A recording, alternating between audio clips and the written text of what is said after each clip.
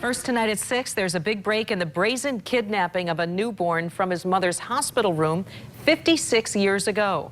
It happened in 1964 in Chicago, but 5.5 decades later, a tiny town in Michigan is playing a starring role in a bizarre saga that has captivated the nation and the world. Target 8 investigator Susan Samples first reported on this case about a year ago. Tonight, she reveals the identity of the man now believed to be the kidnapped baby and the Michigan town where he grew up under a different name, not knowing for decades he was actually stolen as an infant from his mother's arms. Manton, Michigan, up north's southern edge, a few miles due north of Cadillac. At last count, population 1,200, give or take. Among them, a man named Kevin Baty, or so he believed. That's crazy. Baty was a regular at Manton's lone gas station. Always nice, always had a smile on his face, would do anything for you. Kevin Baty was in his mid-50s before he learned his true identity. Paul Joseph Fronczak, abducted as a baby from a Chicago hospital in 1964 when a woman dressed as a nurse took him from his mother's room and never returned. 2 years later, a toddler was found abandoned in a stroller in New Jersey. And when the FBI brought him to Chicago and Chester and Dora Fronczak, newspapers quoted the still grieving mother as saying, "That's my baby." The Fronczaks raised the New Jersey toddler as their own, but 8 years ago, as an adult, I'm going to do this. the man who grew up in Chicago as Paul Fronczak, now living in Las Vegas, convinced the Fronczaks, the only parents he'd ever known, to take a DNA test. There's no remote possibility that you are the Fronczak baby.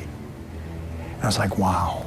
That revelation set the Nevada man on a mission to find the real Paul Fronczak, not to mention his own true identity.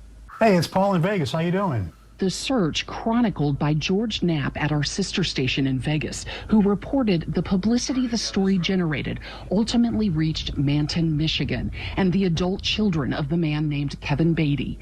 They suspected their dad might be the real Paul Fronczak, and DNA testing confirmed it. But is there a family resemblance? Definitely. Definitely a resemblance. This is Chester and Dora Fronczak with the man they raised as Paul. This is the real Paul. But why he was kidnapped and by whom might remain a mystery. The woman who raised Baty as her own in Manton, Lorraine Fountain, died in 2004. Ben Bradley of our Chicago sister station reported Baty's stepbrother said Fountain had been dating a doctor in Chicago, moved to Arkansas for a year, and came back with the baby she raised as Kevin. You know, when I started this, everyone said, don't waste your time. Remember, they said, you won't find Paul. Kevin Baty himself died of cancer in April.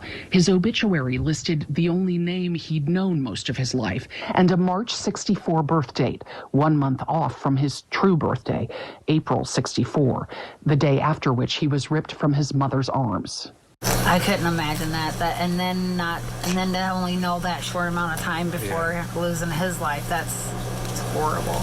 Perhaps the one bright spot, Dora Fronczak is still living, and Target 8 confirmed the woman whose son was stolen 56 years ago was able to connect with him in the final year of his life. He actually talked to my mom. They actually talked quite a few times. That was Target 8 investigator Susan Samples reporting. Kevin Baty's grown children declined to talk to us. The Chicago FBI, which last year confirmed they had reopened the kidnapping investigation, this morning told us no comment. For details on what the Las Vegas man who grew up as Fronczak discovered about his own identity, go to our story at woodtv.com.